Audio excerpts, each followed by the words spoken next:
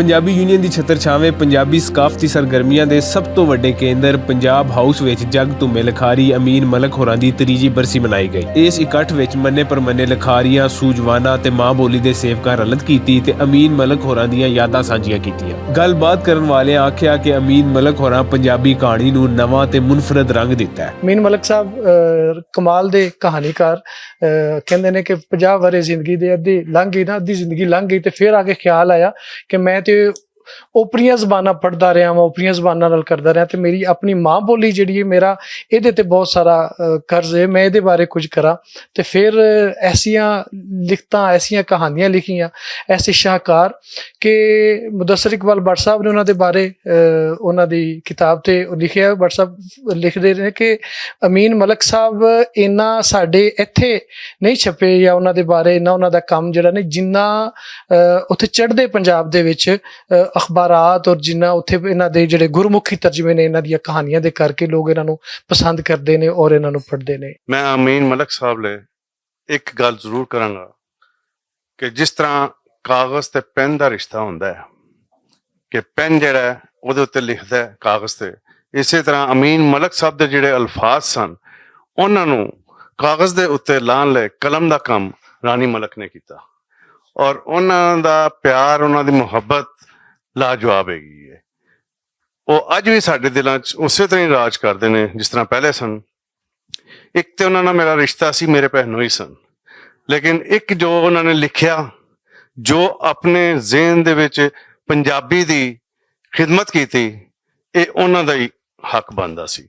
ਜੰਗ ਅਖਬਾਰ ਤੋਂ ਇੱਕ ਸਾਹਿਬ ਸਨ, ਉਹਨਾਂ ਨੇ ਕਿਹਾ ਯਾਰ ਤੂੰ ਲੰਦਨ ਜਾ ਰਿਹਾ ਤੇ ਇਹ ਕੁਝ ਕਿਤਾਬਾਂ ਨੇ ਇਹ ਇਲਿਆਸ ਘੁੰਮਣ ਸਾਹਿਬ ਨੇ ਦਿੱਤੀਆਂ ਨੇ ਤੇ ਅਮੀਨ ਮਲਕ ਸਾਹਿਬ ਨੂੰ ਪਹੁੰਚਾਉਣੀਆਂ ਨੇ। ਤੇ ਮੈਂ ਚੂੰਕਿ ਪਹਿਲੀ ਵਾਰੀ ਲੰਦਨ ਜਾ ਰਿਹਾ ਸੀ, ਮੈਨੂੰ ਪਤਾ ਹੀ ਨਹੀਂ ਸੀ ਕਿਹੜੇ ਪਾਸੇ ਜਾਣਾ ਹੈ ਕਿਹੜੇ ਪਾਸੇ ਨਹੀਂ, ਤੇ ਮੈਂ ਕਿਹਾ ਚਲੋ ਇਸੇ ਬਹਾਨੇ ਫਿਰ ਹੁਣ ਠਿਕਾਣਾ ਤੇ ਲੱਭਾ। ਤੇ ਉਹ ਏਅਰਪੋਰਟ ਤੇ ਉਹਨਾਂ ਨੇ ਮੇਰੇ ਹੱਥ ਵਿੱਚ ਕਿਤਾਬਾਂ ਦਾ ਪਰਾਗਾ ਦੇਖਿਆ ਤੇ ਸਿਆਣ ਗਏ ਤੇ ਮੈਨੂੰ ਲੈ ਕੇ ਘਰ ਆ ਗਏ। ਤੇ ਮੈਂ ਉਹਨਾਂ ਕੋਲ ਤਕਰੀਬਨ 5-6 ਦਿਨ ਰਿਹਾ ਵਾਂ ਤੇ ਮਰਹੂਮ ਨਾਲ, ਬਲਕਿ ਮੈਨੂੰ ਅੱਗੇ ਮੈਂ ਇੱਕ ਜਗ੍ਹਾ ਤੇ ਬੈਠਾ, ਮੈਨੂੰ ਪਤਾ ਲੱਗਾ ਕਿ ਜੀ ਉਹ ਮਰਹੂਮ ਹੋ ਗਏ ਨੇ ਤੇ ਮੈਨੂੰ ਬੜਾ ਅਫਸੋਸ ਹੋਇਆ ਕਿ ਉਹਨਾਂ ਨਾਲ ਫਿਰ ਮੁਲਾਕਾਤ ਨਹੀਂ ਹੋਈ। ਤੇ ਇਹ ਵੀ ਯਾਦ ਰਹੇਗਾ ਕਿ ਰਾਣੀ ਮਲਕ ਸਾਹਿਬਾ ਨੇ ਮੈਨੂੰ 5-6 ਦਿਨ ਪਰਾਠੇ ਵੀ ਖਵਾਏ ਤੇ ਲੱਸੀਆਂ ਵੀ ਪਿਆਈਆਂ ਤੇ ਬੜੀ ਖਾਤਰ ਕੀਤੀ। ਬਸ ਅਮੀਨ ਮਲਕ ਹੋਰਾਂ ਦੇ ਤਰੀਕੇ ਮਿਜ਼ਾਜ ਬਾਰੇ ਰਲਤੀਆਂ ਆਖਿਆ ਕਿ ਉਹ ਗੱਲਬਾਤ ਦੇ ਜਿੰਨੇ ਕੌੜੇ ਸਨ, ਦਿਲ ਦੇ ਓਨੇ ਹੀ ਮਿੱਠੇ ਸਨ। ਉਹਨਾਂ ਕਦੇ ਵੀ ਗੁੱਸੇ ਨੂੰ ਦਿਲ ਦਾ ਜ਼ਹਿਰ ਨਹੀਂ ਬਣਾਇਆ। ਜਿੱਥੋਂ ਤੱਕ ਅਮੀਨ ਮਲਿਕ ਸਾਹਿਬ ਦੀ ਗੱਲ ਹੈ ਤੇ 4-5 ਮੁਲਾਕਾਤਾਂ ਮੇਰੀਆਂ ਵੀ ਹਨ, ਜਿਨ੍ਹਾਂ 'ਚ ਇੱਕ ਬੜੀ ਅਹਿਮ ਮੁਲਾਕਾਤ ਹੋਈ ਸਾਡੀ ਉੱਥੇ ਆਪਣੇ ਚਾਈਨਾ ਚੌਕ। ਉਹ ਬੜੀ ਲੰਬੀ ਮੁਲਾਕਾਤ ਸੀ, ਉਹ 1.5-2 ਘੰਟੇ ਦਾ ਉਹਨਾਂ ਦਾ ਇੱਕ ਇੰਟਰਵਿਊ ਸੀ ਔਰ ਬਹੁਤ ਨਾਯਾਬ ਇੰਟਰਵਿਊ, ਇਤਨੀ ਅੱਛੀ ਗੁਫ਼ਤਗੂ। ਅੱਛਾ, ਮੈਂ ਸੋਚਦਾ ਰਹਿ ਗਿਆ, ਇਸ ਤੋਂ ਪਹਿਲੇ ਬੜਾ ਖੌਫਜ਼ਦਾ ਕੀਤਾ ਦੋਸਤਾਂ ਨੇ ਕਿ ਅਮੀਨ ਮਲਿਕ ਸਾਹਿਬ ਬੜੇ ਗੁੱਸੇ ਵਾਲੇ ਨੇ। ਬਹੁਤ ਸਾਰੀਆਂ ਕਹਾਣੀਆਂ ਵੀ ਸੁਣਾਈਆਂ, ਬੜੇ ਮਜ਼ਮੂਨ ਸਨ ਜਿਹੜੇ ਉਹਨਾਂ ਨੇ ਲਿਖੇ, ਉਹਨਾਂ ਦਾ ਹਵਾਲਾ ਵੀ ਦਿੱਤਾ ਗਿਆ। ਲੇਕਿਨ ਜਿਸ ਵਕਤ ਉਹਨਾਂ ਨਾਲ ਗੁਫ਼ਤਗੂ ਹੋਈ ਤੇ ਕਿਤੇ ਵੀ ਕੌੜੇ ਨਹੀਂ ਲੱਗੇ। ਉਹ ਖੁੱਲਦੇ ਗਏ, ਇਸ ਤਰ੍ਹਾਂ ਖੁੱਲਦੇ ਗਏ ਜਿਸ ਤਰ੍ਹਾਂ ਉਹਨਾਂ ਦੀਆਂ ਕਹਾਣੀਆਂ ਸਫੇ ਪਲਟਦੇ ਜਾਓ ਤੇ ਖੁੱਲਦੀਆਂ ਜਾਂਦੀਆਂ ਨੇ। ਉਹ ਗੁੰਝਲਦਾਰ ਕਿਰਦਾਰ ਜਿਹੜੇ ਨੇ, ਉਹ ਇੰਜ ਲੱਗਦਾ ਜਿਵੇਂ ਤੁਹਾਡੇ ਆਪਣੇ ਮੁਆਸ਼ਰੇ ਤੇ ਤੁਹਾਡੇ ਆਪਣੇ ਮਹੱਲੇ ਨਾਲ, ਪਿੰਡ ਨਾਲ, ਸ਼ਹਿਰ ਨਾਲ ਉਹਨਾਂ ਦਾ ਤਾਲੁਕ ਹੈ। ਉਹ ਇਸੇ ਤਰ੍ਹਾਂ ਹੀ ਖੁੱਲ ਗਿਆ। ਅਮੀਨ ਮਲਕ ਸਾਹਿਬ ਮਿਜ਼ਾਜ ਦੇ ਕੋੜੇ ਸਨ। ਅੱਛਾ, ਮੈਂ ਤਜਜ਼ੀਆ ਕੀਤਾ ਕਿ ਕੋੜੀਤਣ ਐਵੇਂ ਨਹੀਂ ਆ ਜਾਂਦੀ, ਜੋ ਉਹਨਾਂ ਨੇ ਹਾਲਾਤ ਵੇਖੇ ਨੇ ਨਾ, ਉੱਥੋਂ ਉਹ ਕੋੜੇ ਮਿਜ਼ਾਜ ਦਾ ਹੀ ਬੰਦਾ ਬਣਦਾ ਨਾ। ਪਾਕਿਸਤਾਨ ਬਣਿਆ 5-6 ਸਾਲ ਦੇ ਸਨ ਸ਼ਾਇਦ। ਵਾਲਦਾ ਨੇ ਪੈਸੇ ਦਿੱਤੇ ਕਿ ਮਲਾਵਾਂ ਨੂੰ ਕਿ ਇਹਨਾਂ ਨੂੰ ਬੇਟੇ ਨੂੰ ਪਾਰ ਕੀਨਾ ਹੈ ਕਿਸ਼ਤੀ ਦੇ ਜ਼ਰੀਏ। ਕਿਸ਼ਤੀ ਤੇ ਇਹ ਨਹੀਂ ਹੈ ਜਿਸ ਤਰ੍ਹਾਂ ਯੂਨਾਨ ਵਾਲੀ ਕਿਸ਼ਤੀ ਕੋ ਉਹੋ ਜਿਹਾ ਆਲਮ ਹੋਵੇਗਾ, ਕਿਸਮਤ ਚੰਗੀ ਸੀ ਕਿ ਉਹ ਤੈਰਦੀ ਰਹੀ। ਦਰਿਆ ਰਾਵੀ ਸੀ, ਸੈਲਾਬ ਆਇਆ ਸੀ, ਸਰਹੱਦ ਪਾਰ ਕੇ ਪਹੁੰਚੇ ਤੇ ਮਾਂ ਪਿਓ ਤੋਂ ਵਿਛੜ ਗਏ।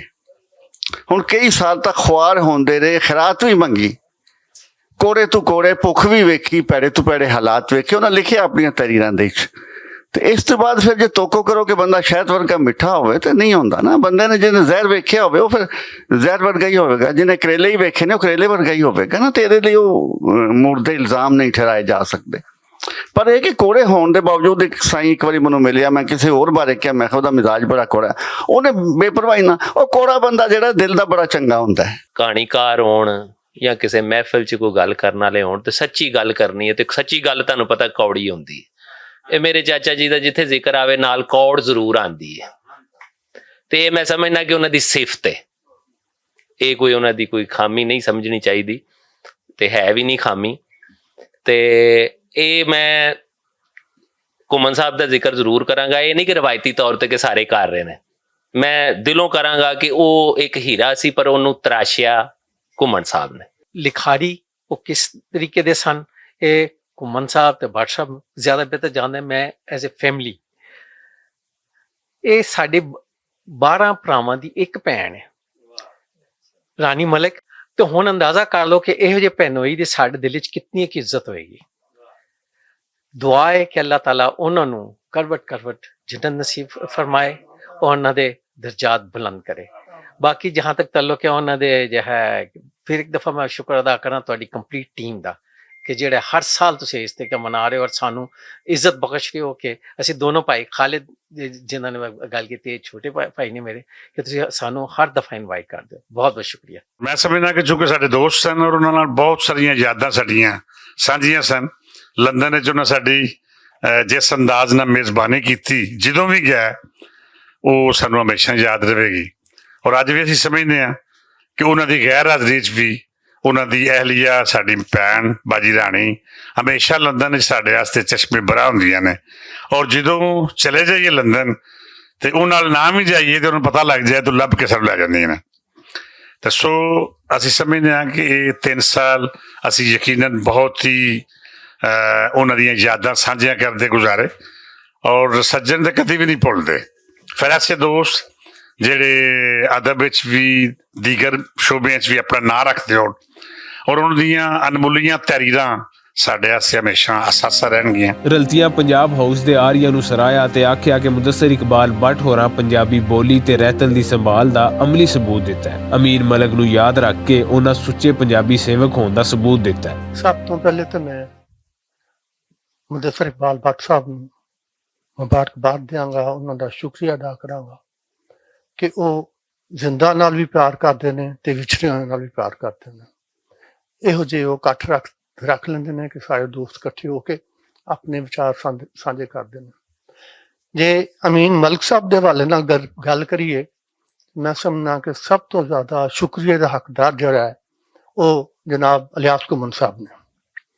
ਇਹਨਾਂ ਨੇ ਜਿਸ ਵਕਤ ਉਹਨਾਂ ਦੀ ਹੰਝੂ ਮੇਰੀ ਅੱਖ ਦਾ ਛਾਪੀ ਤੇ ਸੱਚੀ ਬਾਤ ਹੈ ਕਿ ਫੇਰ ਤਾਰਫ ਹੋਇਆ, ਉਸ ਤੋਂ ਪਹਿਲੇ ਮੈਂ ਅਮੀਨ ਮਲਕ ਸਾਹਿਬ ਤੋਂ ਵਾਕਿਫ ਨਹੀਂ ਸਾਂ।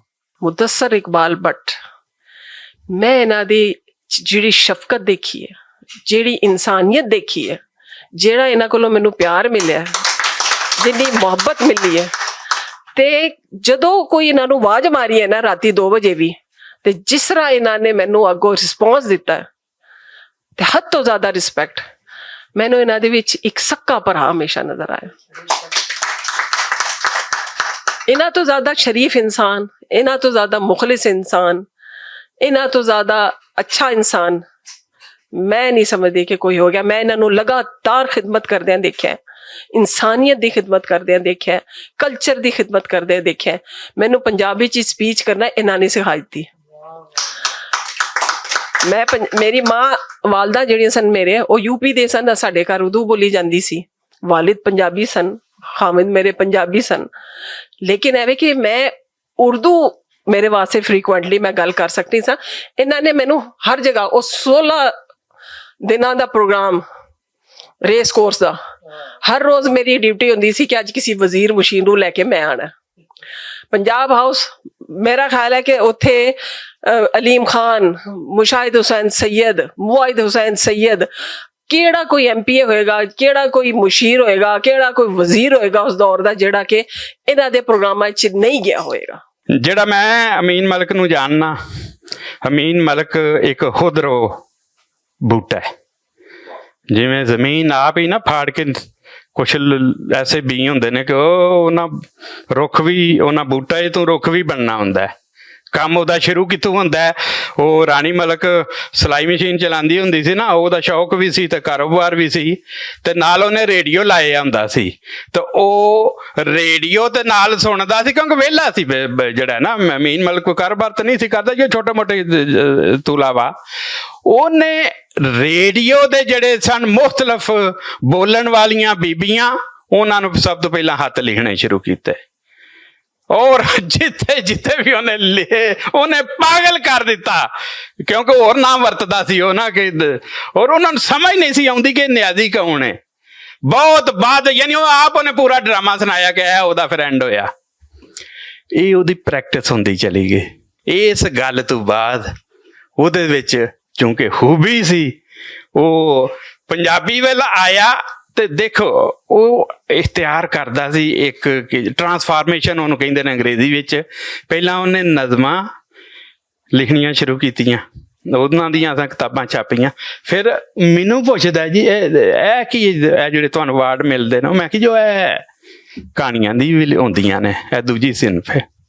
ਉਹ ਲੈ ਕੇ ਗਿਆ, ਯਾਨੀ ਪੜ੍ਹਦਾ ਰਿਹਾ ਜਾਂ ਜੋ ਵੀ ਉਹਦਾ ਦੇਣ ਸੀ। ਹੋਰ ਵੀ ਕਿਸੇ ਕੋਲੋਂ ਜ਼ਾਹਿਰ ਉਹਨੇ ਲਿਆ ਹੋਣਾ ਸਭ ਕੁਛ, ਇਹ ਨਹੀਂ ਮੈਂ ਕਹਿੰਦਾ ਕਿ ਮੇਰਾ ਹੀ ਸਭ ਕੁਛ ਅਸਰ ਹੈ।